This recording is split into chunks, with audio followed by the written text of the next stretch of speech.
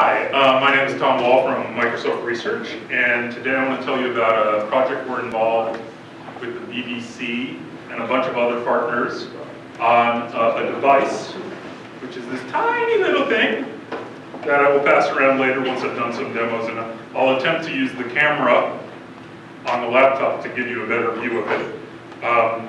And let me back up, let me just start by giving you a little context about why the BBC is interested in making a little programmable device based on an ARM Cortex-M0 with 16K of RAM, and use it as a way to get kids interested in programming. So it's sort of an audacious vision, but I think by the end I hope you'll see that it has some legs, and C++ is an integral part of it. So every year the BBC has a multimedia campaign, and the BBC's reach in the UK is unprecedented. The data shows that every person in the UK is touched by some BBC media, radio, television, what have you, 97% of the population every day, right? So the reach of the BBC is incredible, and they also serve the public good because they are funded by something called the Royal Charter, basically is a tax on every telly of about £160 a year.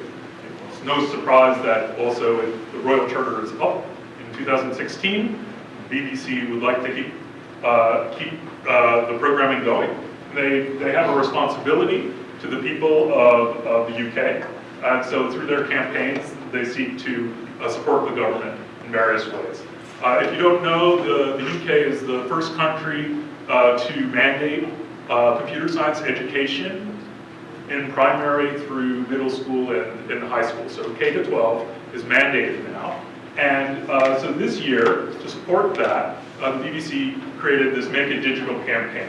And there's various programs, one called Girls Can Code, another one which actually just came out is about GTR, Grand Theft Auto, GTA, Grand Theft Auto, and it stars Daniel Radcliffe as one of the inventors. Have you heard about this? Right?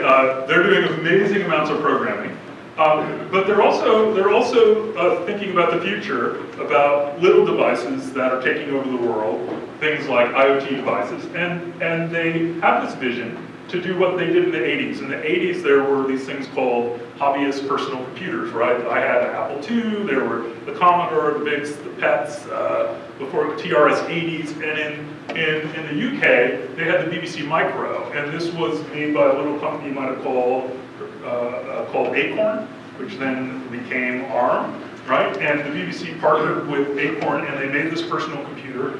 But they didn't just make it, they did all the media campaign around that. And so if you talk to people of my age, mid-40s or so, who, like Steve Hodges, my colleague in Microsoft Research Cambridge, he basically got excited about computers because of the BBC Micro. So the vision of this microbit is a device that kids can program very simply, get them engaged with computing. It's a visible device. It's actually a painted PCB board, and we'll look at the components on it. Supported by a year-long campaign with broadcasting, and they're giving every year 7 student, that's essentially 5th graders, so 11 or 12-year-olds, they're giving each one of them their own device, and there's going to be a programming environment and great content backing it up. And in order to implement the whole thing, since the BBC doesn't really do programming environments or hardware design, they've got a whole set of partners together to do the technology platform.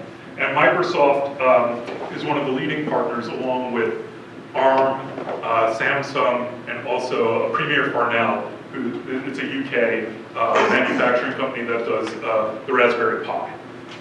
So this is the context. The BBC has the Make It Digital campaign, and the microbit is the sort of centerpiece of that. Okay, so what is this actual computer? It's about half the size of a credit card. Here you see a picture. The face has 2 buttons, A button and B button. It has a high-resolution 5x5 LED display. Each one of these is individually addressable, although we'll talk about how you get them all to turn on. It's got an edge connector, which you can do analog and digital. You can add sensors. You can hook it up just like you can hook up an Arduino. You can hook it up to other sensors with serial lines and all that. And on the back, I'll have a better picture, is essentially all the circuitry and all the components which are labeled. So I'll get to that in a second. And as I said, you know, this device is being supported with radio, TV, online campaign, as well as the whole platform I'm going to tell you about. And you can see the latest UK Wired. Why the BBC is giving away 1 million computers should be online pretty soon because the issue's been out for a couple weeks, which describes the background and gives you a little more detail about the history of the BBC Micro and why is the BBC doing something with computers. Okay, so here's a little bit more detail. You have 3 digital analog input-output rings supported by analog digital converters. You have power and ground for external power or for taking power off and powering something else. The 25 LEDs. On the back, you have a Nordic chip which is providing both the ARM Cortex M0 and Bluetooth. So up here you can't see it, but there's a little squiggly line. There's a Bluetooth low energy on this. So this thing can actually talk to your smartphone. So it not only has the wiring, but the wireless capability. Down here, it's got 2 little sensors. It's got a compass and an accelerometer. It's got a micro USB plug for connecting it to your laptop or desktop. This is the primary way of getting hex files or programs onto it, which is made easy by ARM with its mbed platform that I'll talk about. It's got a battery plug, so you can plug in a little battery pack, and I have one of those here. So once you have your program, which is in flash memory, you can unplug, and replug that thing. I'll find the batteries later. They're somewhere here.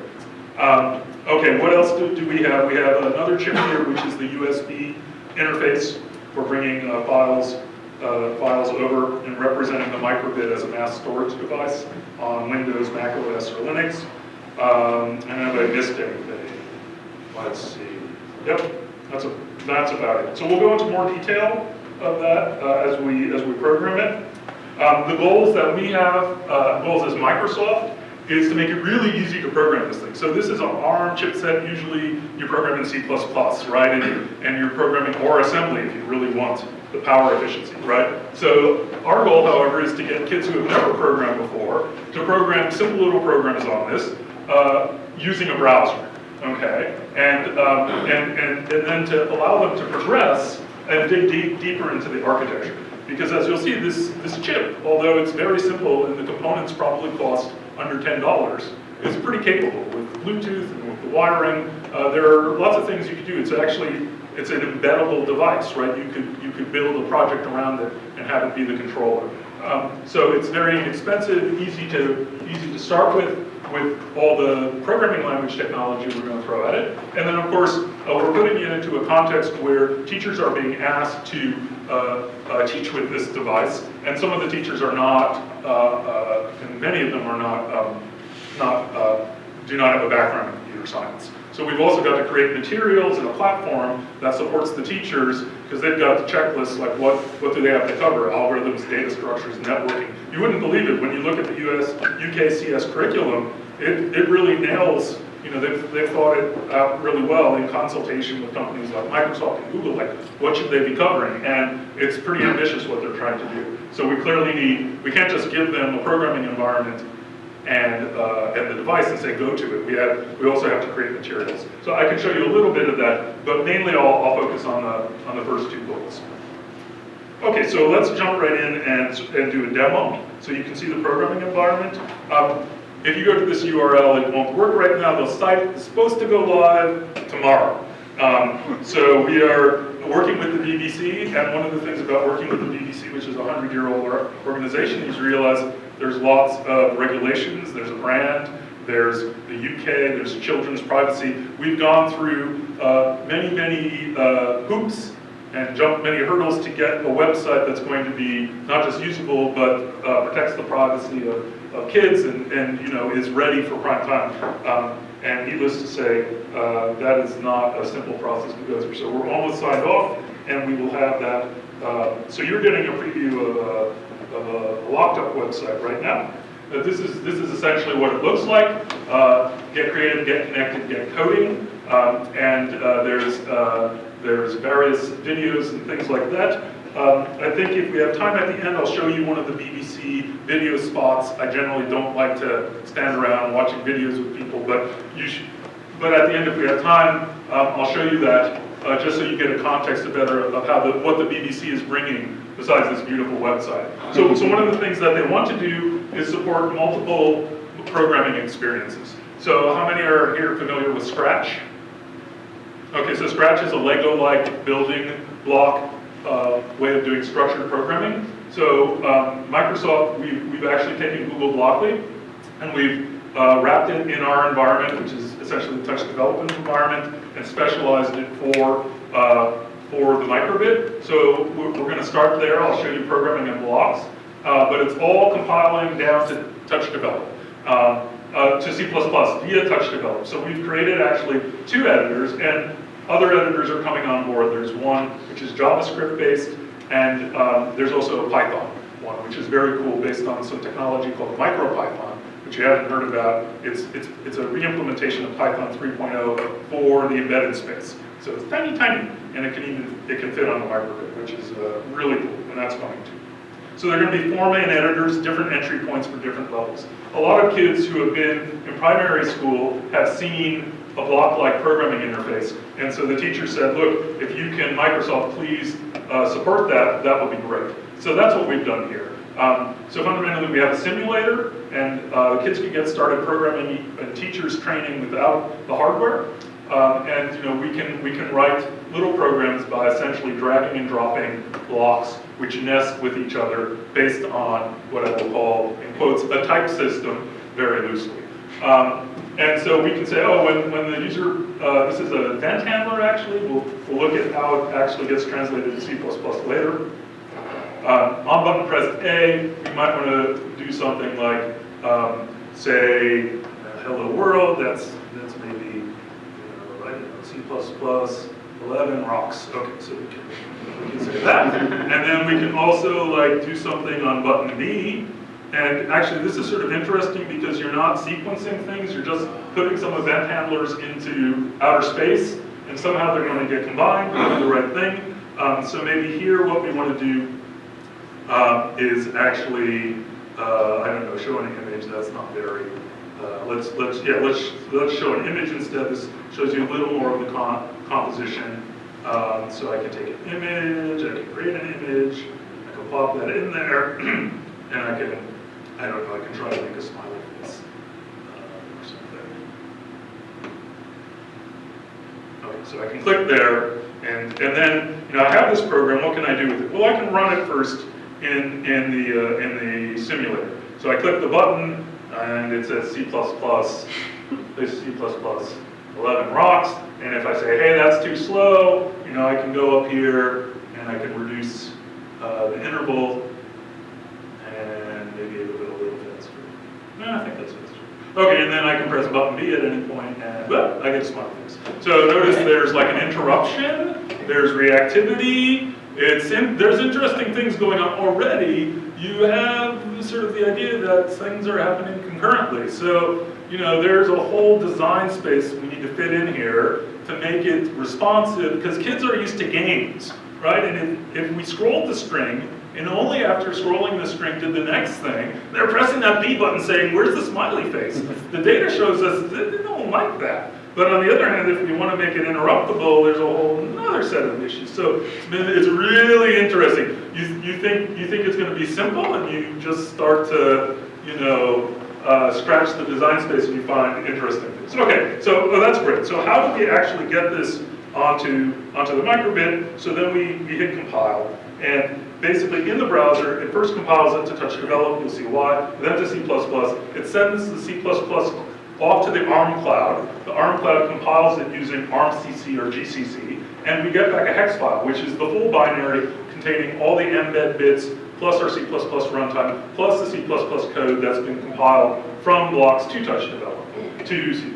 And we get a folder, right? We get a file here, spectacular-script.hex. What can we do with it? Well, since it's mbed and this device is hooked via USB, once Windows discovers that I'm doing something, it will give me the option of sending this right to the drive, right? And when we do this, you can see two things happening in parallel. Link, link, link, link, link, and copy, copy, copy. So that's the USB interface chip taking the hex file over. And now here's the magic where I switch to the camera, and it's on the wrong camera.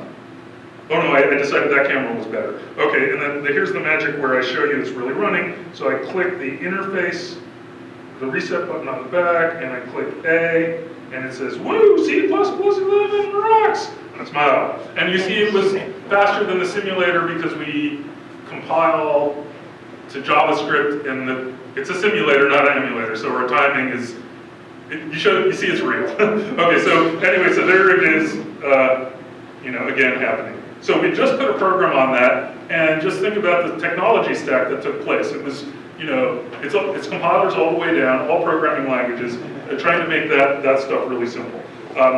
So any questions so far about what's happening? Yeah. Well, I'm curious how you compare this to like the Raspberry and the Arduino. Yeah, that's a really good question. So fundamentally, this thing is attractive, simple, and cheap.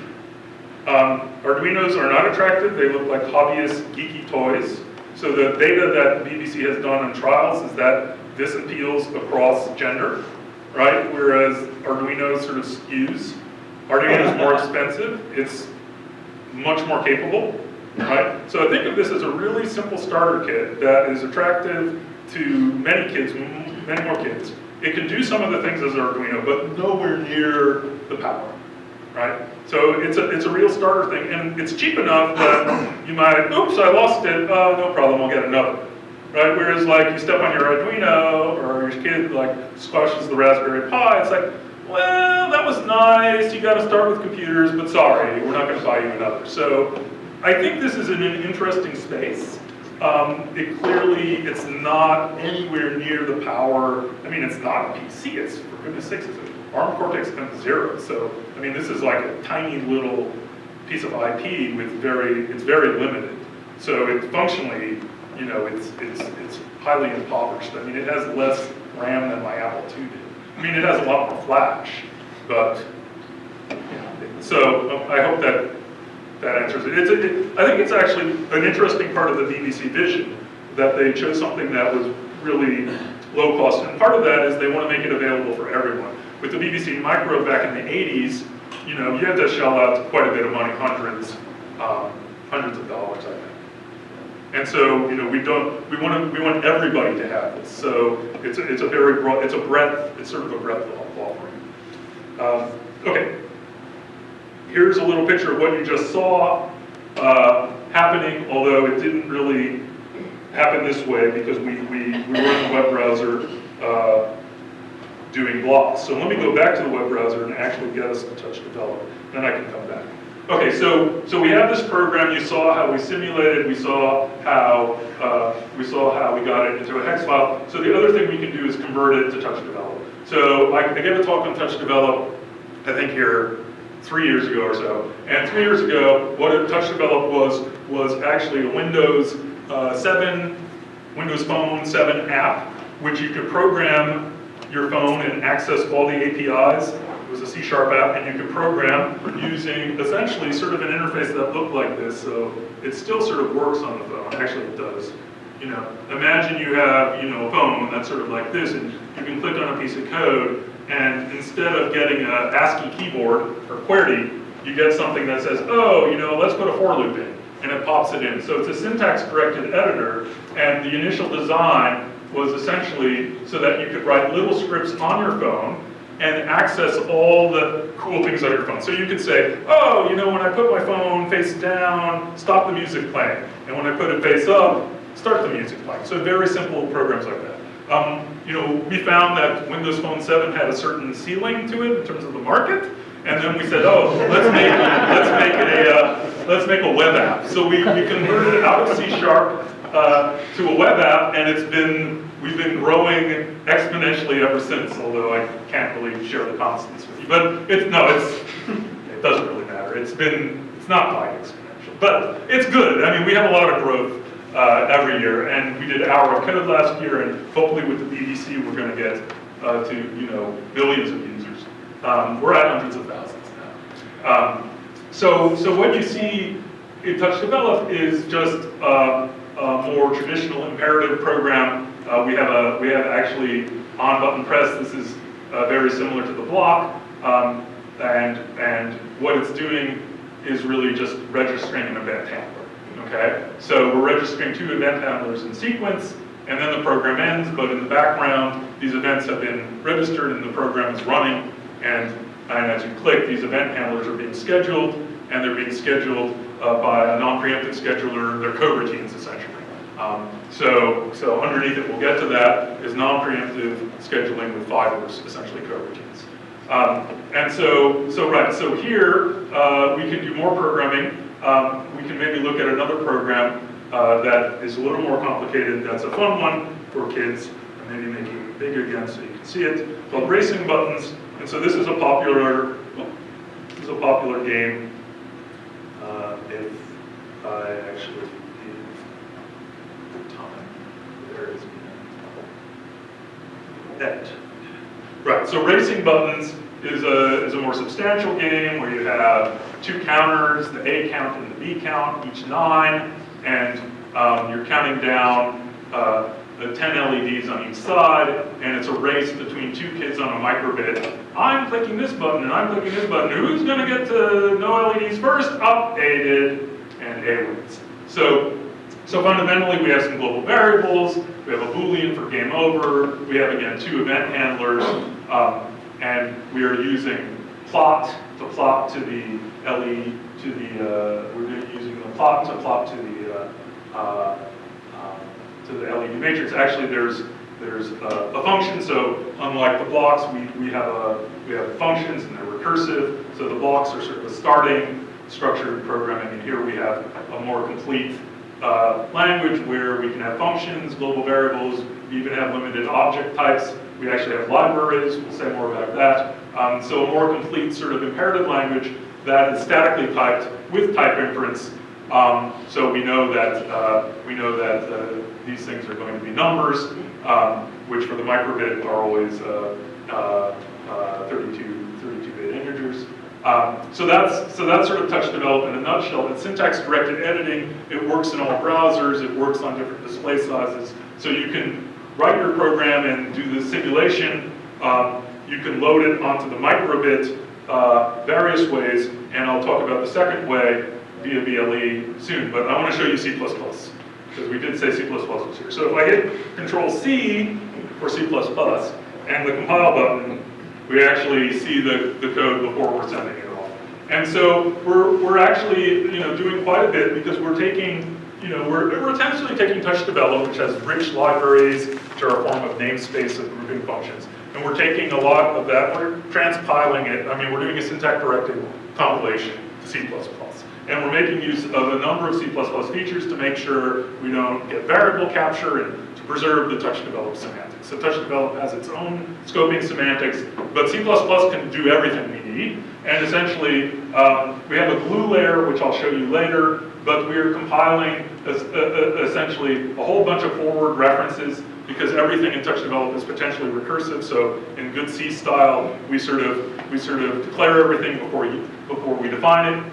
We use namespaces to prevent name collisions, and then the actual code is not very surprising. We have a global namespace with the TouchDevelop globals. We register some event handlers, which are back here. I guess I skipped over them. Where did they go? Oh, here they are, body and body 0. So that's the body of the 2 event handlers. Where are those event handlers? They're down here, and they look pretty much like the TouchDevelop code with lots of double colons. Right? So it's a pretty direct translation. Of course, there's a lot more to do to turn the pretty TouchDevelop into the actual syntax that's going to be more precise. So fairly straightforward. I'll talk about some of our more exotic uses of like lambdas and other things because we do have variable capture and other aspects in TouchDevelop that are easy when we translate to JavaScript. If we didn't have C++11, we would have to do a lot more in the compiler, lambda lifting, closure conversion, but we don't have to do that anymore. So it's actually, it's actually quite straightforward. So the compilation is not the most interesting part. Probably what's more interesting is, well, what's the operating system and what's actually running on the microbit? So we compile TouchDevelop to C++.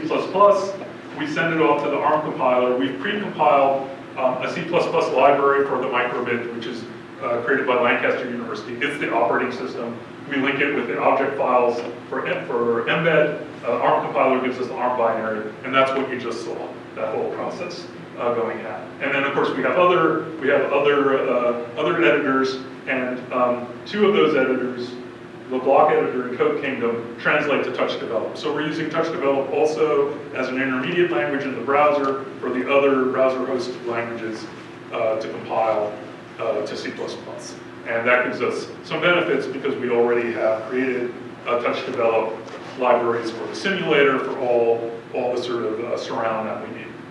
Okay, so there are some interesting constraints about this chip. The first is that obviously, while we have a modicum of space for program and static data, we only have 16K of RAM for the stack and the heap, so we're not going to put really big programs on this, but we also have some other constraints, and that comes primarily because of Bluetooth. Now, BBC was quite insistent that they wanted the microbit to be an IoT device, and essentially, I guess one of the things, we don't really know what IoT is. I mean, everybody has their own idea, but one of the ideas is that it communicates wirelessly some data to a hub, which sends it to the cloud. And that device doesn't really need to be wired, because wires are 20th century, I guess, and that's the BBC Micro. So the BBC Microbit, it has to have this Bluetooth low energy, and that's really an interesting technology which basically tries to optimize things so that you're not, always running out of battery on your Bluetooth low energy device saying, I'm here, I'm here, I'm here. So there's more complexity, but still there's quite a bit of RAM you need. So if you have Bluetooth enabled, all of a sudden you're in 4K RAM. Okay, so you're in a tiny little space. So highly constrained. Again, we want students to have a good experience and be able to write some programs. But still, we've done and I mean Lancaster University, the folks who are doing the runtime have been optimizing things. They threw out some other memory allocators, and they put in a new memory allocator that is not quite as time efficient, but more space efficient.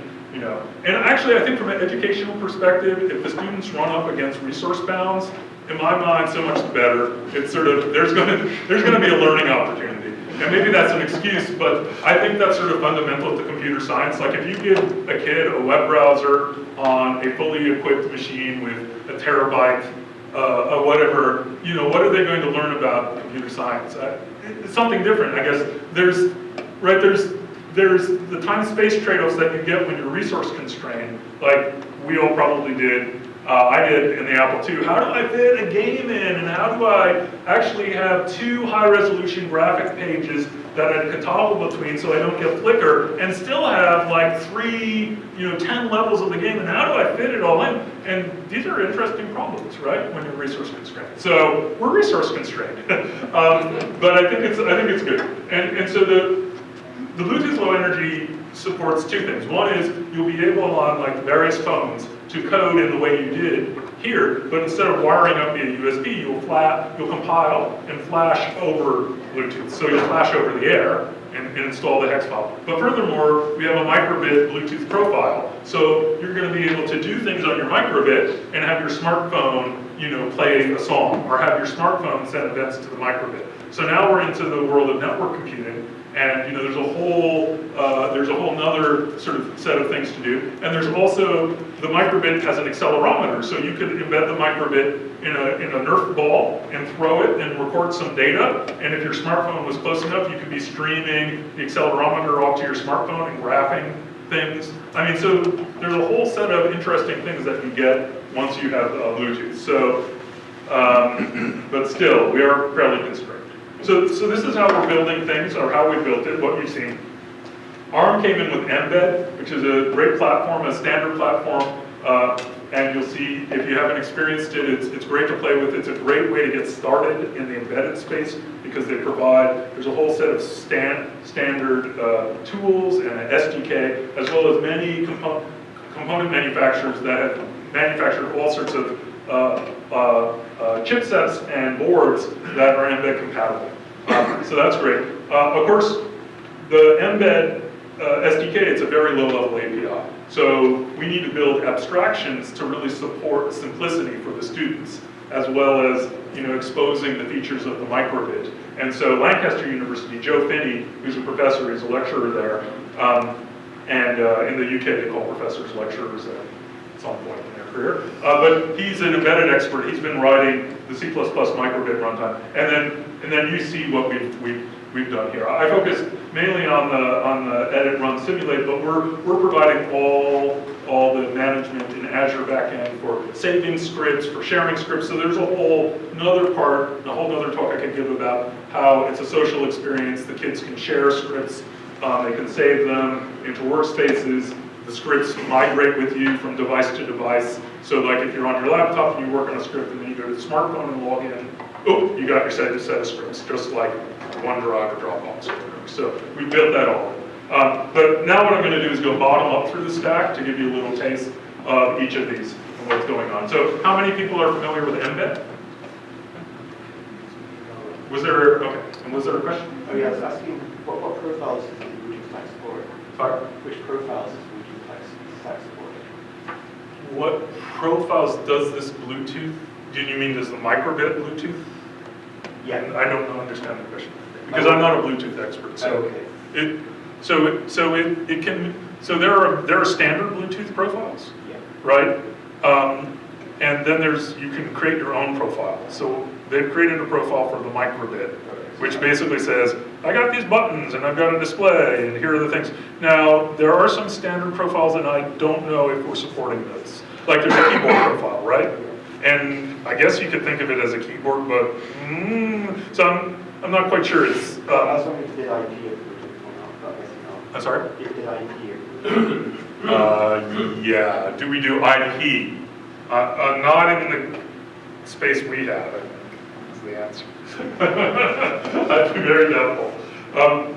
Okay, so you've seen sort of at the end, when you get an Mbed compatible board, what you know is that it'll appear as a mass storage device on Windows, Linux, Mac OS. Once you get yourself a hex file, it's really easy to get it on. So it's very easy to get started prototyping. And if you go to developer.mbed.org, you can find out a lot more about it. And so one of the things you can do is go see all the platforms that support, that are Mbed compatible. And all of them you will see have a USB plug because that's part of the standard. You have to be USB programmable. You have to be able to send a hex file over there. And you have to have at least one LED to say, you're getting the hex file. Blink, blink, blink, blink, blink, I'm alive. Right? There's a set of standard components you have to have to be Mbed. And all these devices and companies, ARM doesn't make these. So all these platform vendors make these. So the first thing to say is there's a lot of platforms out there, components, but they've also got a web-based compiler. So for the audience here, maybe not so interesting. For me, it was really great because I just wanted to get started and not install GCC and all the other things that the hello world of Mbed seems to be blink the LED. So here's include mbed.h, and basically loop forever, blinking and waiting. Okay. And so this compiler, this front end targets the same back end compiler that we use essentially. Like it'll take the C++ project, send it to the ARM cloud. You'll get back your hex file, and then you drag and drop it. So the whole idea of basically, from a browser, I want to do some prototyping, create some code, get it really quickly onto my device from wherever I am, maybe on a laptop. All that I have to have is a USB cable. It's sort of genius, right? It just makes it simple. and since it's in the web, they store all your source code for you. They've done a little GitHub style thing. It's a nice way. It's a nice way to get started to explore. So that's essentially sort of the basis. And they have both ARMCC or GCC, and we target both. And ARMCC is not up yet to C++11, but GCC is. And so we use GCC, as you'll see, when we need to use lambdas and stuff. The whole thing is open source too. So you can go, you can get all the sources of embed of all the code, and there's a bunch about the library internals, and I won't go into that because Joe Finney's our embed expert. I'm not. But this is a great place to start. I've learned a lot from it, and it's a really nice contribution. And I think you'll find a pretty nice ecosystem out there. Okay, so let's go on to, what's the next level? So the next level up is hide embed and abstract, like define a C++ runtime that provides a device abstraction layer. So this is Joe Finney's work at Lancaster University in the UK, providing a DAO for essentially future-proofing the microbit. So, I'll hand this around just so you can see them. The BBC has been doing this for a few years, right? They started out with something that looked like Mickey Mouse, which was a little trial they did, and then they went to something that looked like the Doctor Who TARDIS, right? And then they've ended up with this design. But they don't want to just have this be a one-year project and stop. So the BBC is committed to open sourcing the hardware design as well as all the software. So everything I'm showing you today is in GitHub. There are a few private repos still, but they will all become public within, I think, the next 6 months. So the intent of the BBC is to create a legacy that you will have new versions of the microbit with, I don't know, a 10 by 10 LED display, or other features. So what Joe Finney is doing is bringing us the design sensibility of somebody working in the embedded space to say, here's a way to think of structuring the runtime that, that we could move this off of embed if needed, and also have a nice architecture for extensibility. So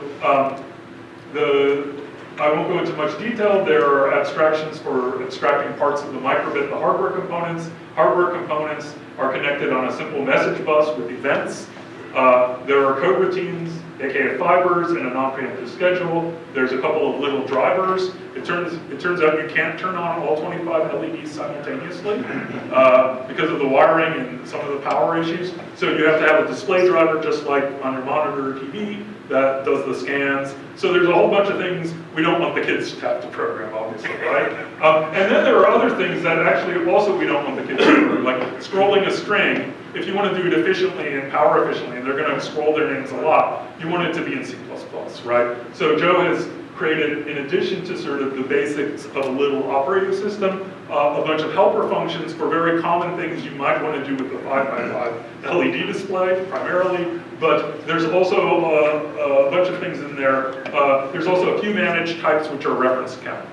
So we don't have a garbage collector, but obviously we want to provide the kids with strings, some way to deconstruct and construct them. There are going to be some lists and some arrays. They won't be extensible, but we would like to collect them when they're done. So we have a little, set of managed types. And this is all to be open source. As I said, it's currently private because we're still under, the BBC is still keeping us under wraps. But to show you it is real, I mean, there is source code, there's actually Joe is taking his time to comment it. He's doing a very nice job. We have great documentation for the runtime, and also he's been thinking about a lot of future-proofing, like what things you might do. So he's doing, I think, a really nice job on that. To give you an idea, what happened to my law classes? What happened to my? Oh yeah, that's hidden. Sorry, you need to hide that. So what are the classes? So we have essentially a representation of the microbit as a whole. We have these components, which are abstract representations of hardware with the functions that are needed to drive and pull the hardware. There's an event and a message bus for the hardware components to communicate with a classic sort of send-listen pattern.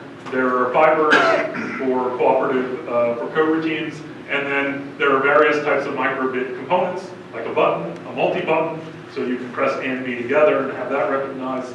The compass, microbit display, and then a number of other things for off-chip communication via serial, via I2C, and then also what he's working on a lot is really the abstraction of BLE. So there's a gateway, a BLE gateway for receiving and sending microbit events on the bus, and then there's very importantly this thing called the DFE service. So the scenario is this: you've got 30 kids in a classroom with a bunch of smartphones and 30 microbits. And everybody's like, okay, pair your smartphone to your microbit. And every microbit says, I'm a microbit, or I'm ID, blah, blah, blah, blah, blah. So you have a big problem, right? So there's been a lot of thought that's been into a protocol to identify your microbit by getting a special image on it and putting it in the smartphone. Pairing it up is a unique thing because you're gonna have, we know we're gonna have kids turning all these things on at the same time. And so there's been a lot of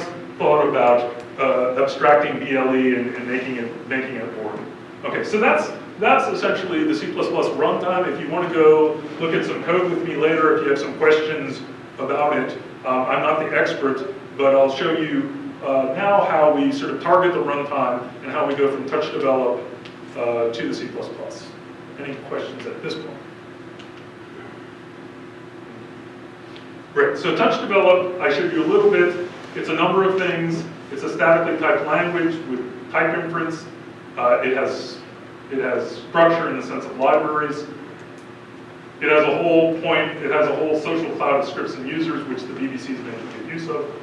It has support for absolute beginners, which is pretty cool. And maybe I'll just show you that. So how do you start somebody in an IDE who's never even programmed? And that's sort of an interesting question. So let me just go. Oh yeah, this is also very interesting. But that's for another day. Let's go to touchdevelop.com just for a second. So this is the code from which everything you've seen has sprung so far. It's a different experience, but what I can do is go into the tutorial. The tutorial is essentially a guided progression to create a program, and it uses basically abstract syntax tree dipping to basically say, here's your program and here's the program I want you to write, and here are the edit steps to take to get you success, right? So we did this for our code. We have various skinnings of TouchDevelop. So you saw one which was more JavaScripty. This is a more block one. It says, okay, first run your app. Okay, the turtle moves forward 200. Good. Now it's going to tell you something. We find in the data the kids totally just say, let's do it. They don't read a lot. Actually, we have some research from the UW that says if there's an avatar like that little turtle there, they'll spend more time reading it. So actually there's a reason we put the little turtle in there. But now we click there, it says, okay, how you add a line is you hit the plus.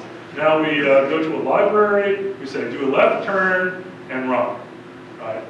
And basically, yay, we've made some progress, right? And so as we go on, it actually gives you a goal and says, please write this statement. And you have to sort of learn where to click and what to do. And you're learning the keyboard. So at the same time, if I do right turn, no, I want to do a right turn. Yeah, the diff is not very accurate in this case. That's not a very good one. Let's see what it does. It's so we got a forward and a left turn, and it says, tap there, add the line below.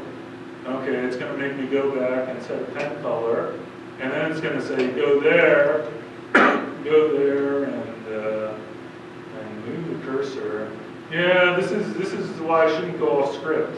And yeah, it's getting me to do something, but I'm not. Oh no, I've actually got a new goal, so I have no idea what's going on right now, other than that. That I thought this was I thought we were making progress, but I guess not. Oh, it was a two-step. It was a two-step thing. So right, I'm sorry. So it got me to correct things. It got me to on the backtrack, although it didn't do it quite in the order I expected. So we're still tuning things. So it still wants me to complete this.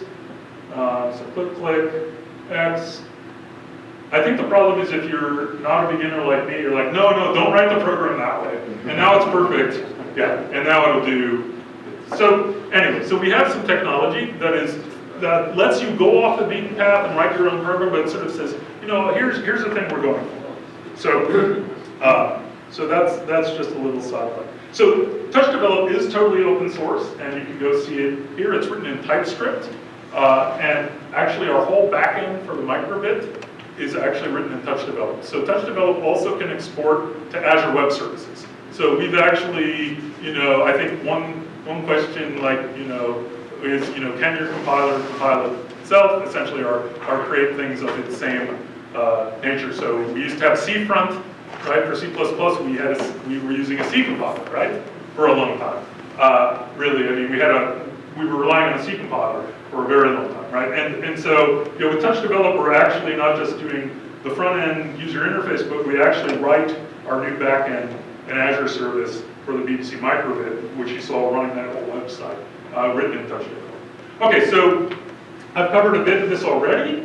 In TouchDevelop, we have functions, we have top-level things, which are functions and types and variables. We have these things called libraries, which are basically namespaces. Well, they're actually sort of functors in an interesting way, but let's call them modules. And so we need to compile everything in TouchDevelop to C++, which, as you see, is very straightforward. There's a glue layer in TouchDevelop which defines in C++ what is less than on a number, and then, you know, we have a bunch of translation to do to translate from TouchDevelop. We have an interesting thing. We have a shimming technology in TouchDevelop, which is very simple but effective because we want to go between.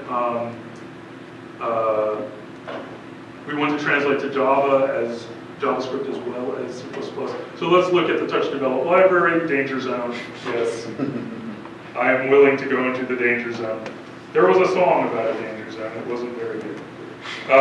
Okay, so here is our microbit library for the acceleration function, which is one of the microbit functions, and we have a bunch of data. We have a bunch of metadata at the top, which basically says where's the help for this, what namespace is it in, which is namespaces for us are just ways of taking a library of functions and saying this set of functions in the library is the input functions, and these other things are LEDs. So it's not a namespace in any conventional way. But what's interesting is the shim business. So basically, if the shim annotation is there, it says, okay, don't compile this code, this TouchDevelop code to C++, translate to this get acceleration C++ function that's part of the microbit namespace. So certain things that we've already done and written by hand in C++, we have the shimming. All this other code, if there is a shim here, this is the code for the simulator. So this is all going to get compiled to JavaScript. And that's how we run against the simulator. So we have the same library, and the library based on which compiler we're using, like which backend. If it goes to JavaScript, then we use this code. If it goes to C++ and there's a shim, we use that. If there is no shim, then we take this code and we compile it to C++. So you can write C++, you can use TouchDevelop libraries to write little C++ libraries, but only in a very impoverished language. So what I haven't told you is that in TouchDevelop, while we have a heap and we have a lot of things that we can compile to JavaScript, for the microbit, because we're running in 16K of RAM, we have integers, strings, booleans, and then we have collections of those things. And that's pretty much it. And then we have a stack, we have recursion, and we have libraries. So we can create a lot of code, but data, we don't have a true heap. So there's a lot of features we've slimmed down, and as long as you're in that subset, which we identify syntactically, we compile to C++. There's some things that we don't compile yet, but eventually I think we should probably do most of the TouchDevelop. And as microbits get more memory, we can put more advanced features in. So that's sort of a little bit about how we're compiling. The glue layer is not particularly interesting, but we can take a quick look at it. It's very small.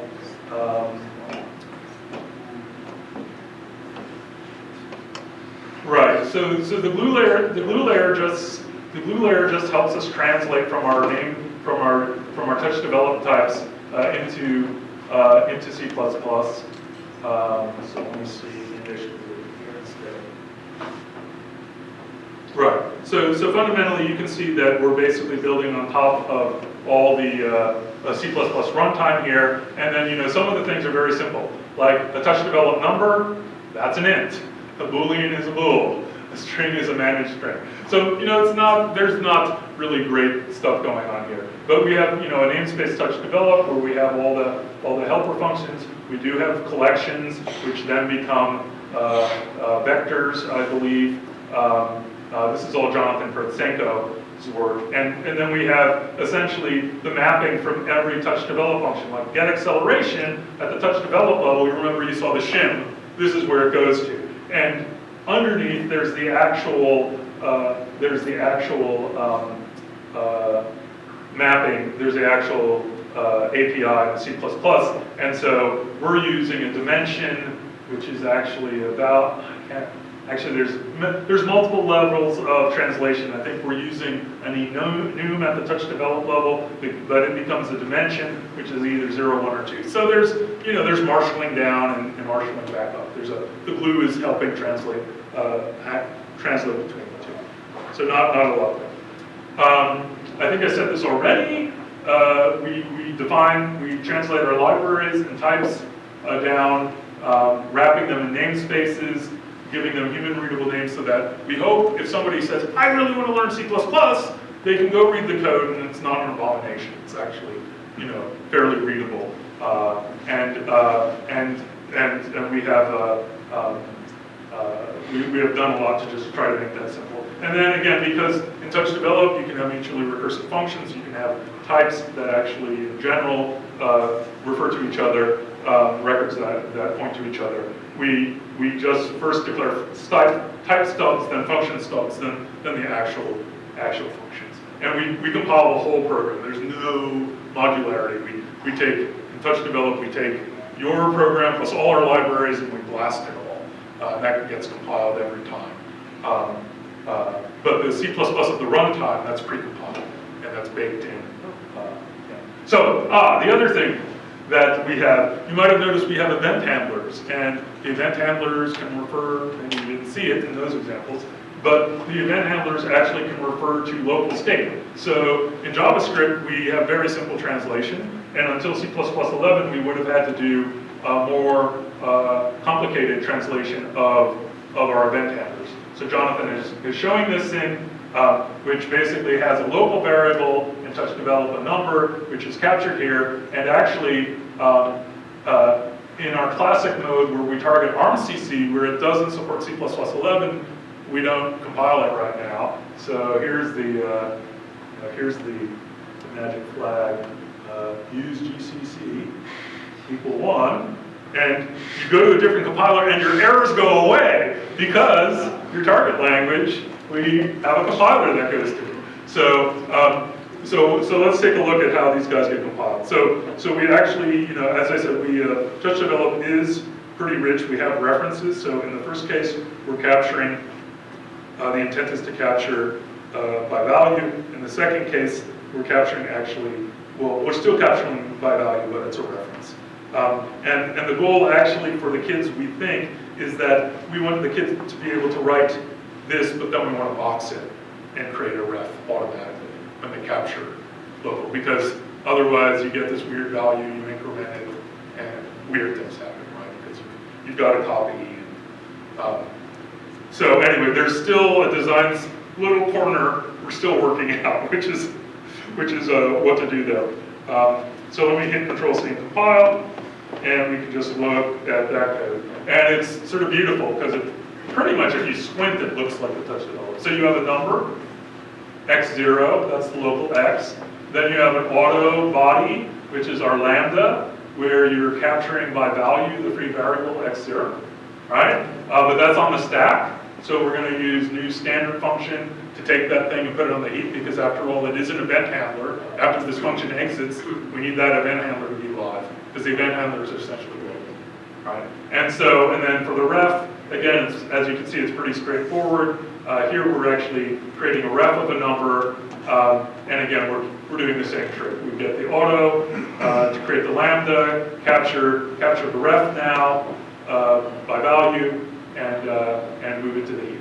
So, I think this is just a great example of where you're doing higher order treatments in your source language now. If C++ is your target, the compilation step is really almost one-to-one. So that's really great from our perspective. So that's sort of the story.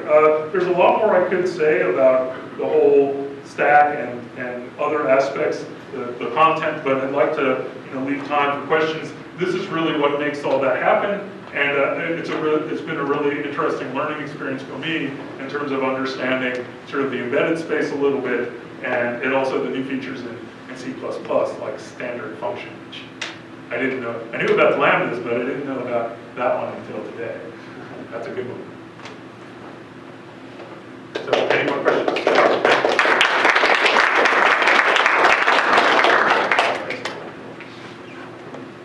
So one interesting thing is that the blocks you have variables, but everything's untyped.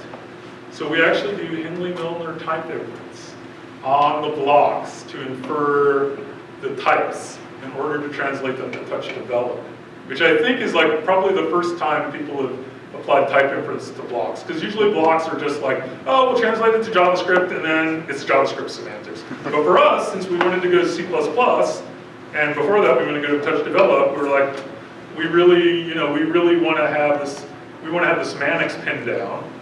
And so what Jonathan implemented was a small type inference for the blocks, because you can actually have variables and use them differently in different arms. So we do a little type inference over the blocks. So will the kids have to learn type inference or so the good part is what they usually write will just work, right? So it's an interesting point. I mean, we could take The question is, can they write programs when guided that blow up the compiler because? Well, I mean, it's not going to give them. Okay, so the question is, when the kid writes a program that we won't compile, Yes. what's their recourse? And that's definitely an interesting question. I mean, we're hoping that the simple programs, they're going to do them, and mostly it's just going to work, and then they'll graduate to TouchDevelop, right, where it's more reasonable. So the other way to go is to just say, okay, let's just embrace a fully dynamic semantics.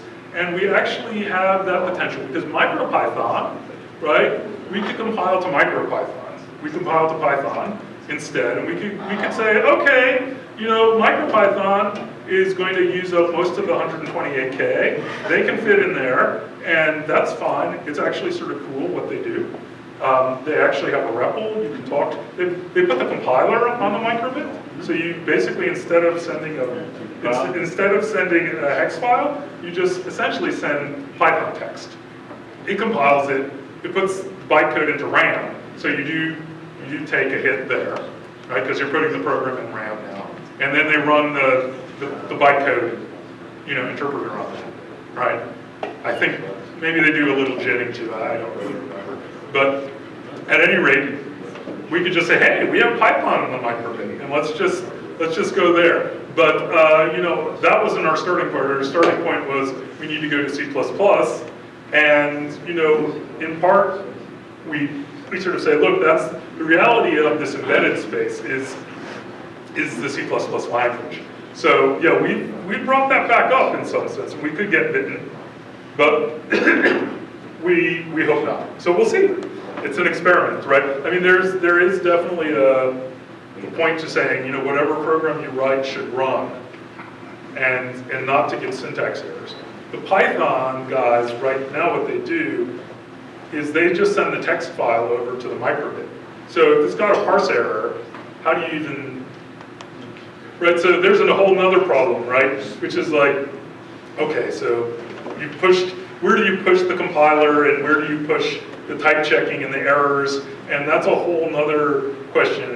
And so far so good. Like, you know, in terms of our user trials, we have people just writing block programs, and so far so good. Because generally you need to do weird things, like you have to treat it as an int on one side and a string on another, and fortunately, people aren't thinking crazy thoughts like that. Kids so do much. that. Huh? But they will do it. No, my learning from being at Bell Labs for 6 years is in looking at C programming and saying, I didn't know you could do that with a C compiler. I didn't know you could simulate object orientation. I didn't know about, you know, I basically, yes, if the compiler allows it, they will do it. And you will have, yes, so I totally understand. It could potentially come back to bite us, and then we'll go to Jonathan and say, why did he do that? Yeah. Yeah, what's the difference between your block language and Google Blockly? It is Google Block. It is Google So Blockly. so basically, we were not.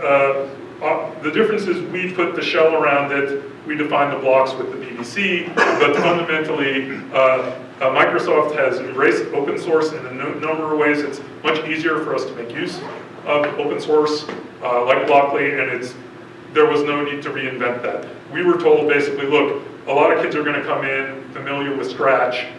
We don't have anybody doing this. Is it possible you can do it? And as part of the TouchDevelop team, we said to the BBC, we are going to do various things. We will make an editor extension point. So we now in TouchDevelop allow these different editors to come in and save their scripts and compile to TouchDevelop so that we compile, we provide the simulation service. So fundamentally, doing Blockly was a good thing for us because Jonathan did the editor interface, and once he did that, well, we need an editor. So it was like, oh, they want Blockly, let's try it out. So yeah, it's Google Blockly. Yes, I'm a little curious because the most successful language with kids is BASIC. Was there any thought of having a BASIC development environment in this? And also, Yeah. BASIC is very well suited to very small amounts of memory. It's true. It's true. Actually, so we have something in Microsoft called Small Basic, and that team is very interested in the microbit as well. But the BBC made a call for coding partners, for code editors. So there are different types of partners, and Microsoft happens to be doing the platform, the services, as well as we do 2 code editors. So there were a bunch of other code editor partners, and I don't know if there was a basic one or not. I totally agree with you. I mean, I think that that's an interesting starting point as well. And it'll be open source, so if people want to come and add. But in terms of what we'll have Python, which my understanding is these days Python is taking over in a lot of places. Maybe not middle school, but certainly in high school, and I mean, as a teaching language. So I don't know about the numbers with BASIC these days. I think at some point it might have been true, but is it really these days? I'm not sure. I hear a lot more about Python. I hear a lot more about Scratch. I would like to say Visual Basic, but I don't think so anymore. So I don't think it has the love it used to. Well, I just know that it was extremely successful with non-programmers and with kids. I mean, it has a proven track record. That's absolutely true. I agree absolutely. Although I think yes, I agree. Yes. So when I looked at your hex file, it looked like it was 400 some odd K, and I thought you said that there was only like 128 K of flash on there. Did I miss something?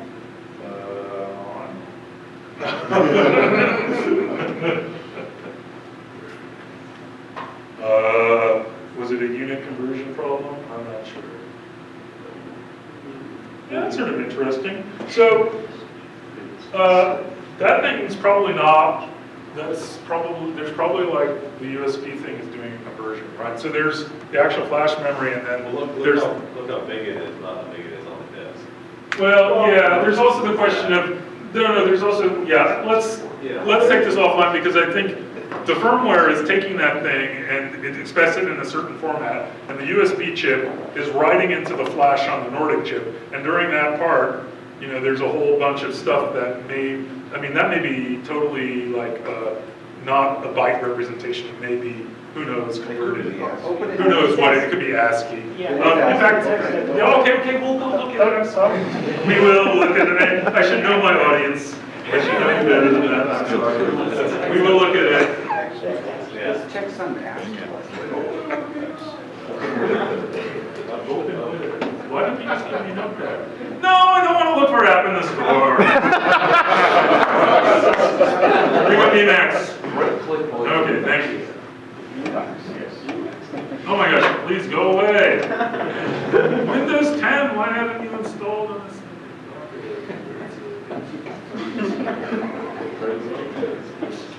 Why aren't you using VI? What's that? Why aren't you using VI? Oh, I wrote my Ph.D. thesis in VI in Dittrol. Enough said. Yeah, let's try this again. Let's try this again. Hold the shift while you right click on it. Hold the shift while I right click on That's all I know. You got Get a better. it.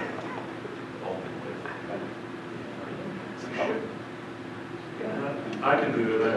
Read it as fast. I just don't know where this thing is. Okay, I'm just putting it where I know it will be.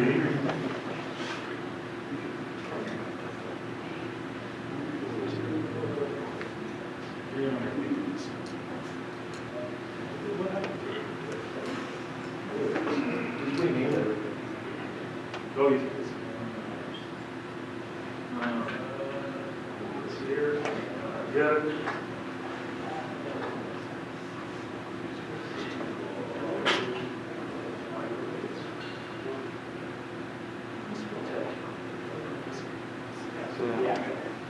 That's Intel hex format. Yes. Yeah, okay. Okay, so if you want to know, go read the ARM embed documentation. I'm sorry, as a manager, like I write programs in TouchDevelop, and I go down and I will do C++, but I don't look below the covers. That's standard Intel hex format. But yeah, I think there's a bunch of other programming on the firmware that's got knowledge of that. Yeah, that's the factor.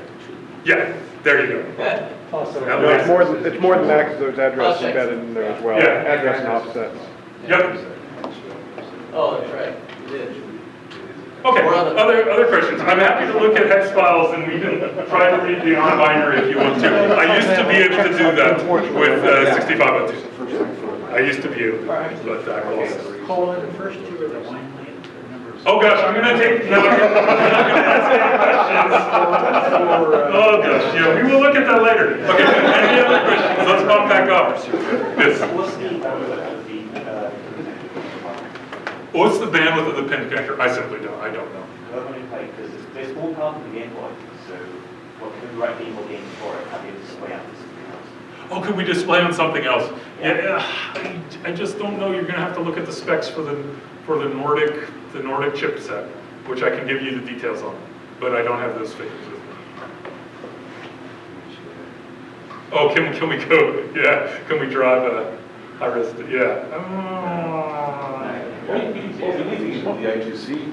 We've got IGC. Or the USB. Just plug that into a liquid crystal, right there. Yeah. Oh, well, we have taken a bunch of sensors and other things and hooked it up, and that's all debugged and working pretty nicely. I can't remember what we've driven. We've driven a digital clock.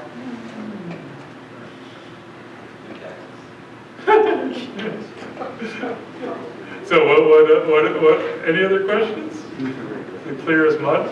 Yeah. So is it BBC funding all the development for this, or is this just That's very interesting. So I don't know if you heard today, but Microsoft is making a $70 million investment in education, CS education in the US and the world. They're expanding the TEALS program from Pacific Northwest to all of the US.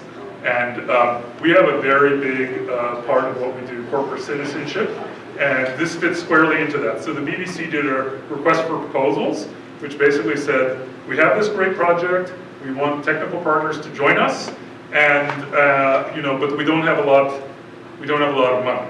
So there are certain things they've done fundraising for. There are certain things that are gifts from companies, components or cash, and then there's services we are providing. So It's just good marketing for Microsoft. Oh my gosh, I think it's a That's the end fascinating result. thing. To me, I was like an original Apple fanboy in the sense too. of Wozniak. I had a Franklin 1000. Right, oh, I know, I'm only turning 50. So, Birthday's on Sunday. yeah, so, Who had a PDP-11? I love the Apple II because it was a hobbyist computer, because you could open it up, you could Yeah. figure things out, and then, what happened to Apple and a lot of us was this consumer fad where we wrapped up the computer and sort of hid it all. Of course, you can do amazing things with it and still program it, but there's a difference when you sort of see it and you see the parts, I think.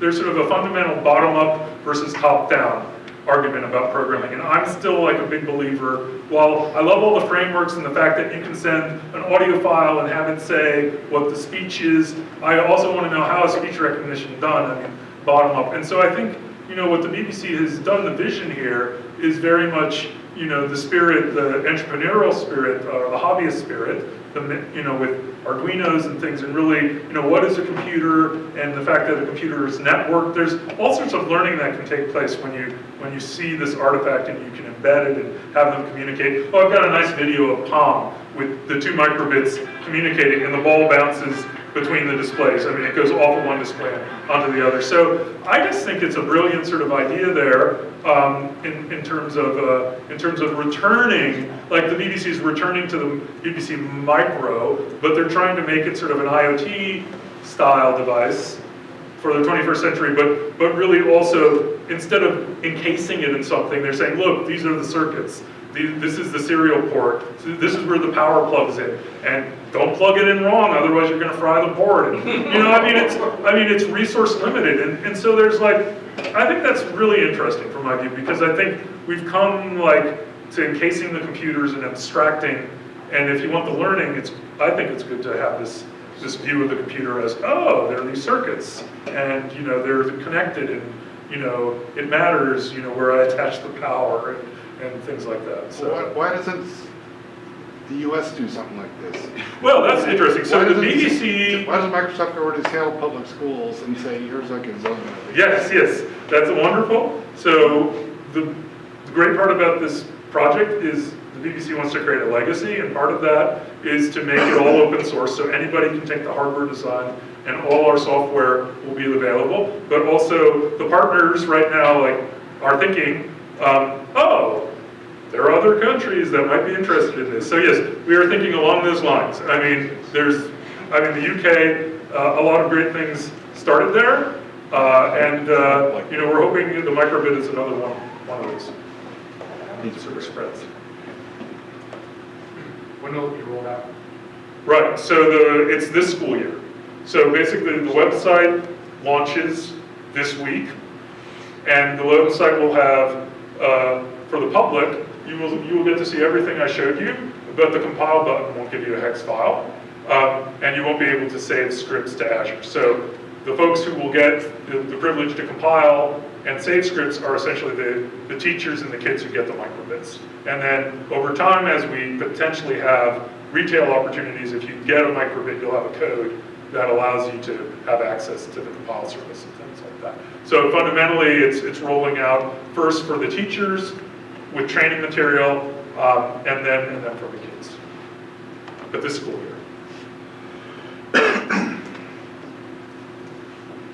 Well, thank you again for your time. I really appreciate it, and I think that.